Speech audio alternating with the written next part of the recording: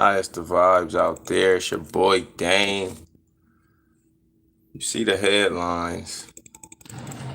You read the tickers.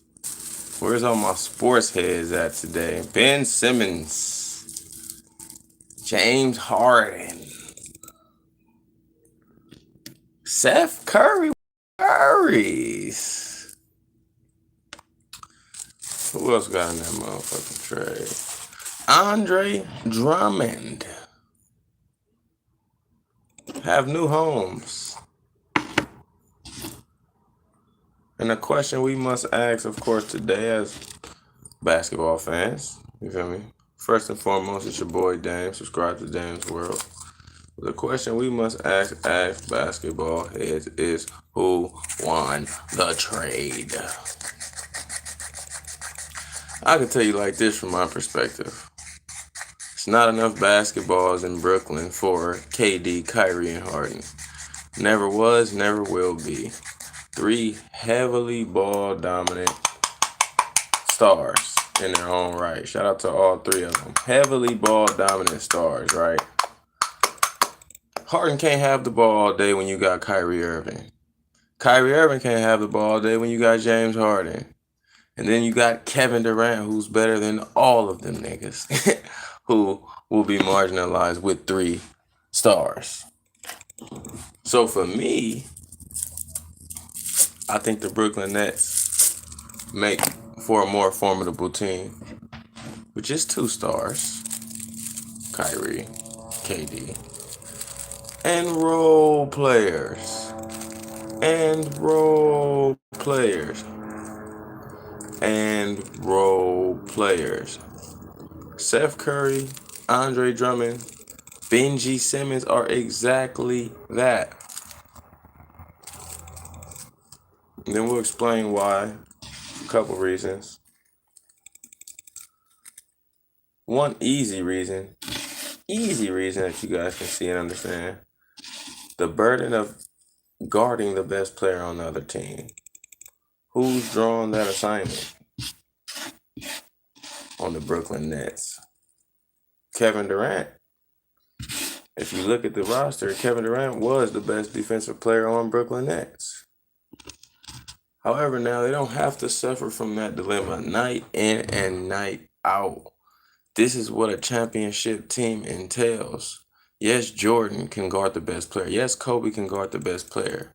But when you have a Pippen or a Ron who can guard the best player too, this now frees up Kobe, Bean, or Michael Jordan, or Kevin Durant with Ben Simmons to strictly focus on the offensive end and not exert as much on the defensive end. KD guard a role player, so now he can breathe on that end. He don't got to worry because Ben Simmons got D. So that's a plus. Plus is for Philly. They have a scorer. They have a playmaker. They have somebody who can the do-it-yourself package essentially in James Harden. So I do believe that that is a plus.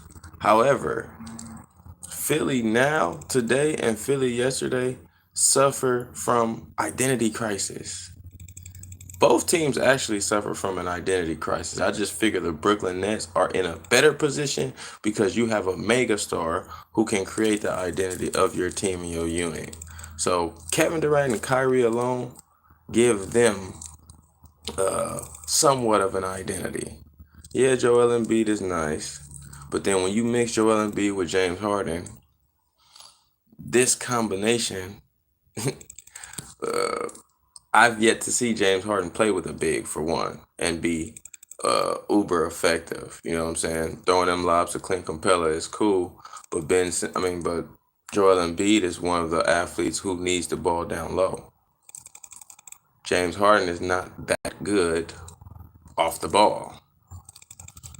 So, just the nature of the play, pick and roll, Joel Embiid's not crazy a pick and roll center.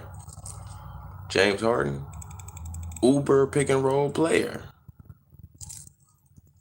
Ask for a pick every 10 seconds. So who makes for a better?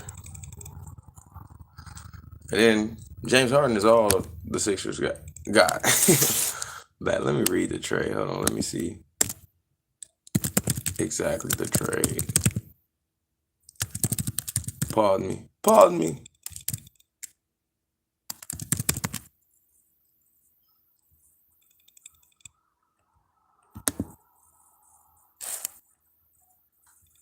Oh man, pieces moving, pieces moving. Oh, 2 first-round picks. So later for the future, which is understood. Oh, Paul Millsap too got slid in a deal. I didn't even know Paul Millsap was on the goddamn Brooklyn Nets. But to me, I don't know, man. I see Seth Curry. I see Andre Drummond. I see Ben Simmons. I see the Brooklyn Nets. I see holes being filled.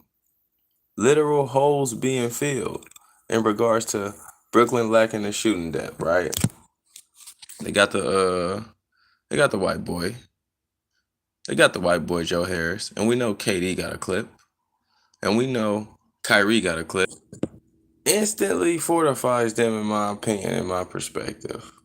Instantly. And I don't know if I just called the nigga Steph or not. But Chef Curry also brings, I called him Chef again. Seth Curry also brings to the table a high level of IQ, intelligence, knows how to play the game, is a better passer than some people may give him credit for, has a mid-range game, can get it on his own when prompted, but can be a great spot-up shooter. Joe Harris being injured all year, this is exactly what they need right now. And then you look at Andre Drummond, center, big stout, goober motherfucker. I mean, Andre Drummond ain't the best center in the league, but Andre Drummond is 7'1" and can get you 20 boards night in, night out, given the minutes. 15 boards night in, night out, given the minutes. And their center prior to was interchangeable between Kevin Durant, LaMarcus Aldridge. They had no center. So to me,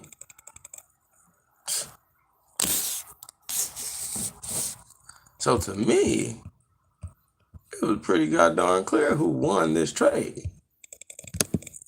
And it wasn't Philly. The thing is, Philly needed to, they were getting nothing out of Ben Simmons sitting on the bench. So when you have that aspect of the game, then it's understood why you're going to make a trade that doesn't benefit you. Brooklyn was pressing for the point guard Maxey. They was pressing for more than what they got because they knew that Ben Simmons was expendable. When you know somebody is expendable and don't want to play there, you can offer them dirt prices, dirt rock cheap prices. We'll give you Harden. What Harden do last year in the playoffs? He wasn't there. What Harden do when he's in the playoffs usually? Not as much. So essentially, they rented Harden, make a championship team in my opinion. You add Andre Drummond even though his IQ is not high. You add Seth Curry with Kyrie Irving. And that's the thing, Ben Simmons, nigga, you might be on that pine. You might be a 6-man of the year type shit. You feel me? Those seem like the options because, or you could be point guard, move Kyrie to the 2. That's a good, I see a good meshing of that. And that's the thing, you got to look at the chemistry and the alchemy of things. Ben Simmons is not a shooter by any means. He's 100% playmaker by all standards. So what that means is I'm gonna align logically Ben Simmons with people who put the ball in the hoop. Philly, you got Embiid, and then you got Tobias every now and then. You don't even got Tobias all the time. You got Embiid putting the ball in the hoop, and then he's an isolation player. So Ben Simmons is not. What up with it? What up with it, my boy? You need to help me pronounce that word because I've been trying for so long. Tibonet, loyalist in the building. Much love to you. Just talking, finna share this live on my channel. when we're done talking about Kevin Durant, or not Kevin Durant, James Harden, Ben Simmons trade. I don't know if you in the hoops. I know you were a loyalist from the real talks and all the intricate. I know where your mind is. I know where your mind is, brother. You feel me? You one of the deep divers in Dame's world. We was just going over basketball. Okay. T-Bone T-Bonetti? T-Bonetti? T-Bonetti. Got more heads than he got nah, what's good with it, my boy? But no, yeah, I was just letting people know, giving the comparisons to the trades in effect. Sixers did get a scorer. They did get a ball dominant player. But what I was saying with Ben Simmons is this seems more suitable for him because Kyrie and KD can play without the ball, and especially Seth Curry, which is one of the best pieces for Ben Simmons when he was in Philly, as far as who he's dishing it to when he does a drive and kick situation. So for him, ideally, he gets to be him. He's not going to be prompted and pressured to jack up shots in Brooklyn.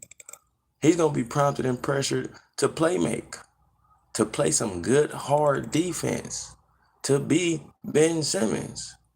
A lot of the times, I think people fail to realize that situations can dictate outcomes in regards to these players and these teams. Man, hey, look, I'm not gonna lie. Sixers, Brooklyn. Sixers and Brooklyn, Harden and Ben Simmons. I'm not fans of these guys because, well, Ben Simmons for one, just me as a basketball purist, be able to shoot unless you're Shaquille O'Neal or just dominant, you feel me, down low, which Ben Simmons is not, then it's unacceptable. Giannis Antetokounmpo can shoot a little bit better than Ben Simmons. And he's much more dominant on the offensive end than Ben Simmons. So with Ben Simmons not being able to shoot at all, that's what makes me less privy to a nigga like him. And James Harden is Mr. Glitch. Double step back, travel. Just the nature of his game makes me not a fan either. He played glitch ball. However, looking at this trade, I'm just assessing the variables, swapping them with Philly and swapping them with Brooklyn, and seeing how they play out, or extrapolating how they would play out. And then looking at Ben Simmons, he can do exactly what he wants. He fits well with Brooklyn because they're not asking him to drop 15, 20 points. They might not be asking him to score a motherfucking thing. You guard the best player on the team. You push the tempo when need be. You play make. And you shut the fuck. Nah. No, but yeah, nobody's asking of Ben Simmons to shoot the ball in Brooklyn. They're going to be asking him to play make. You're going to have a shit ton of shooters now. Joe Harris get healthy. You got Kyrie, Joe Harris, Seth Curry, LaMarcus Aldridge's mid-range been killing his whole career, and his mid-range has been killing this year. And then dare I leave out Kevin Durant. So you have a number of people who can lay out in that perimeter and give Ben Simmons an opportunity to create. Now, on the flip end, James Harden, he's going to stagnate Maxi's game automatically because Maxi is a point guard. He has a hybridized game, more of an aggressive attacker, scoring type point guard, but he is a point guard nonetheless. He plays a position like a point guard. James Harden strips that position wherever he goes. Houston, who was a point guard, you don't know because James Harden was. OKC, when he got in the game, James Harden was the point guard. And Brooklyn, James Harden was the point guard. Kyrie deferred to him. So it's not going to be no different in Philadelphia when he come and he's going to take the point guard reins. So for somebody like Maxey, who's not a great shooter, who's an okay shooter, him and James Harden on the same court is going to be more fictitious than beneficial. They're going to have to be interchangeable. But Maxey might fall back to the bench and be effective at least when James Harden is on the bench. So then you start looking at the dynamics. Okay, what about spot up shooting? Y'all got Tobias Harris. Thibault can't shoot. Joel can spot up shoot, but in regards to the nature of James Harden's game, he needs spot up shooters the same way LeBron James needs spot up shooters. So he can penetrate and kick and do his pick and roll to get either the layup, force a foul, or get somebody wide open for a shot. Philadelphia don't got shooters all over the place. They got Cormits, you feel me? They got Shake, you feel me? Shout out to Shake who's been injured. They got a couple shooters, but they not dead eye and they're not directly compatible, in my opinion. They're not directly compatible with James Harden's game. To be honest, because he plays the glitch ball, because he is who he is, I can't find players. I can't find a team where he makes them championship bound and he's compatible. He has a selfish game. And it's no disrespect to James Harden. James Harden, the individual, I don't know him. Wish him well. Hope his life goes great in the future and in the present. But as far as his game, somebody who takes 10 to 15 dribbles to get themselves going stagnates everything else around him. He's a ball dominant player. He's a ball stopper. Joel Embiid, ball dominant player and a ball stopper. So looking at that superstar combination, all-star combination, I don't see that meshing too well. Whereas opposed to KD and Steph Curry situation. KD could mesh with anybody because he can play on the ball dominant. I could do that pick and roll shit Harden do. I could do pick and pop. I could sit in the corner and just yop shit up. I could even play post. KD, I could use him for anybody. KD and Kyrie will work well, even though we haven't seen it be great. But KD and Kyrie will work well. But perfect meshing would be KD and Steph Curry. Their ball movement, their ability to not have to need the ball, run around, and then they can do the pick and roll shit, and they can be ball dominant at times, and then the other person can be passive. That makes for a good combo. Harden and Embiid, not so much. But we will see. I was on Facebook just talking to my homies, and somebody said that Nets lost because Ben Simmons is a pussy and no reasoning at all. So I just wanted to jump on here and give a couple of reasons why I think Brooklyn Nets won this trade. And in the future, we're going to be able to see near future. You feel me? It's February, so playoffs is coming a couple months. And I think that Philly's going to, you know what I'm saying, out of there. Probably second round exit. And Brooklyn's going to at least make it to the finals. If the thing is, and this is what nobody's talking about, Kyrie don't have to sit down them road games. If Brooklyn Nets stop being a dick, literally, and pay $5,000 per game, you got 41 road games in the whole season. It's not going to be 41 in the future. 41 times 5 is 40 times 5 is 200. So add 3 zeros, 200,000. They not willing to spend 200 bands for Kyrie to play the whole year. This is what I mean by there being a dick, because they tried to prompt the rhetoric like, oh, he can't play road games because he hasn't got vaccinated. But there's other ways Brooklyn can have him play the game. Every game they have him play, they're fined $5,000. What? When I found out, I said, why don't you let the nigga play? But that's them being obstinate. That's them holding firm to their principles, whatever it is, which is a mandate, essentially. But if they do uplift that shit, clear winner. But it's your boy, Dame. I'm out. I got business to attend to, man. I don't want to keep y'all for too long. But the winner of this, Brooklyn. And we're going to see it very soon. Holla at your boy. Always.